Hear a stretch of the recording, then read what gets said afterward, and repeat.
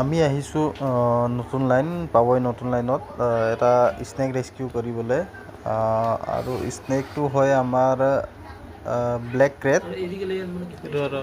এইটো আপোনাৰ বহুত বিষাক্ত সাপ হয় আৰু এইটো আপোনাৰ বিশেষকৈ ৰাতিয়ে ওলায় আৰু সাপটো আপোনাৰ মানুহৰ বেড মানে বিচনাত বা মানুহৰ যোনটো আমাৰ গাৰ গৰম থাকে সেইখন ল'বলৈ আহে।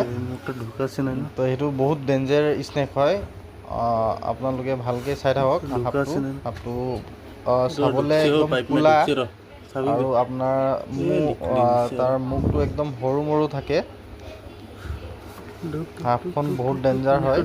আপোনালোকে যদি ঘৰত হোৱা টাইমত আঁঠুৱাখন মানে ব্যৱহাৰ কৰিবই, কেলেকি এতিয়া বতৰখন চেঞ্জ হৈছে বা আপোনাৰ গৰমটো বেছি পৰি আছে আৰু সেইকাৰণে এতিয়া সাপবিলাক ওলাই আহি আছে।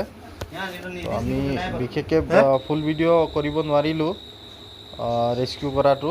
তো এইখন সাপটো হয়, এইটো সাপটো হয়, এইটো বহুত ডেঞ্জাৰ স্নেক হয়। ইয়াকে ব্লেক ক্ৰেট বুলি কোৱা হয়, চাইলেণ্ট কিলাৰ। তো আপোনালোকে যেতিয়াও মানে তলত শুলেও বা আপোনালোকে শুলে আঁঠুৱাখন ব্যৱহাৰ কৰিব। আৰু এতিয়া গৰমটো বাঢ়ি আছে, সেইকাৰণে সাপবিলাক ওলাই আছে।